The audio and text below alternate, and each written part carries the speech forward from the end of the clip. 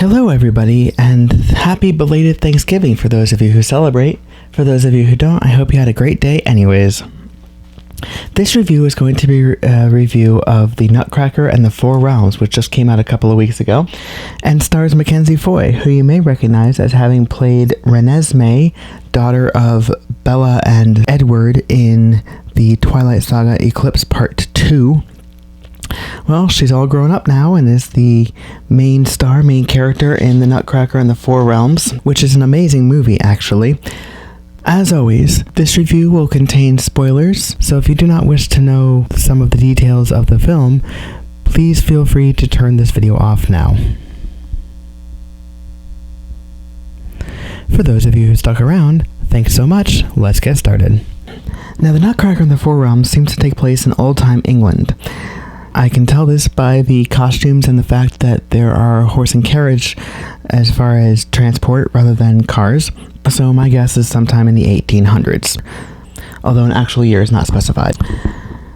The movie opens on the Disney Studios intro sequence with the castle and the fireworks, etc. But instead of cutting to black and beginning the movie that way, the movie just continues one camera shot to pan around, and that's the beginning of the movie. So the beginning of the movie is actually the Disney Studios intro.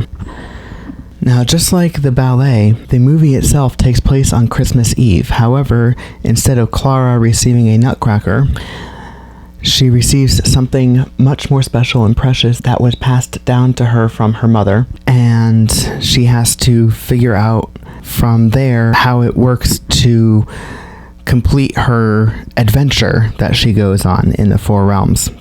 Now, when Clara enters the land of the Four Realms, she enters through the trunk of a tree, and that to me had a very Narnia vibe to it. The Lion, Witch, and the Wardrobe, how the children went through the wardrobe and into Narnia, she goes through the tree and into the Four Realms. The first person that she meets within the Four Realms is the Nutcracker soldier, who we find out shortly has a name, and his name is Philip. And he becomes her protector and her guardian while she is in the Four Realms, and he helps her along her journey to what she has to do.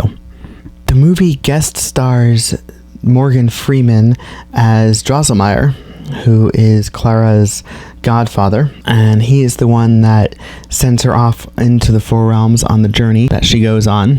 Now, the Four Realms, as we find out throughout the film, are the realm of the flowers, the realm of snowflakes, and the realm of sweets.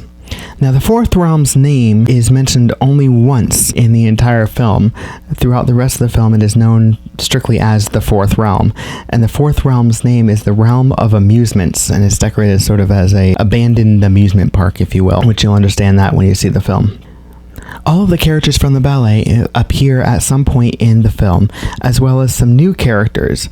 The classic characters that appear include, but are not limited to, Mother Ginger, the Sugar Plum Fairy, Clara, and Drosselmeyer.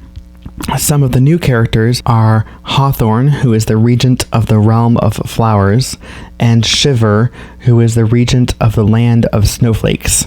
Now, early on in Clara's time within the Four Realms, she is guided by the Sugar Plum Fairy, as well as Shiver and Hawthorne, to a festival because of who her mother was.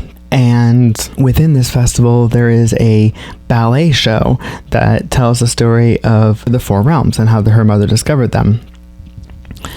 I felt this part of the movie was lovely to include because it is the only ballet aspect of the entire film.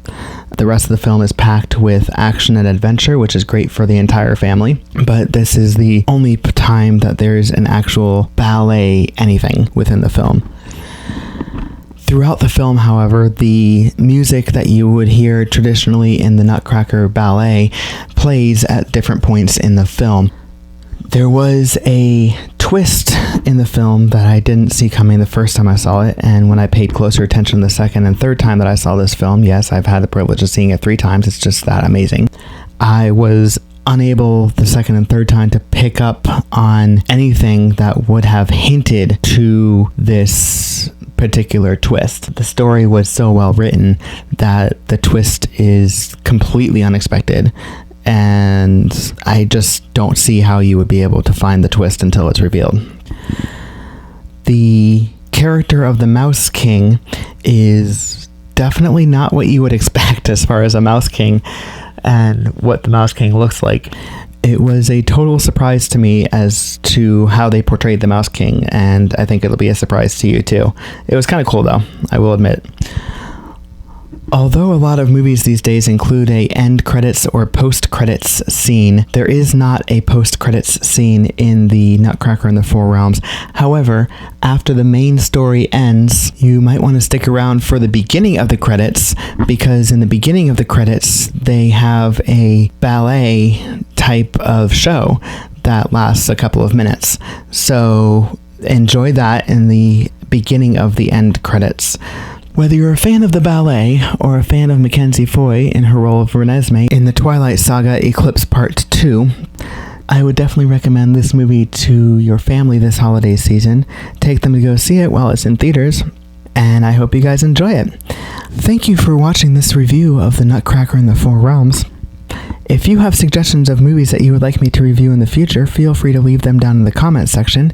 If you liked this video, don't forget to leave a thumbs up, and don't forget to subscribe and hit that bell icon up in the corner to be notified every single time that I post a new video. Thanks for watching!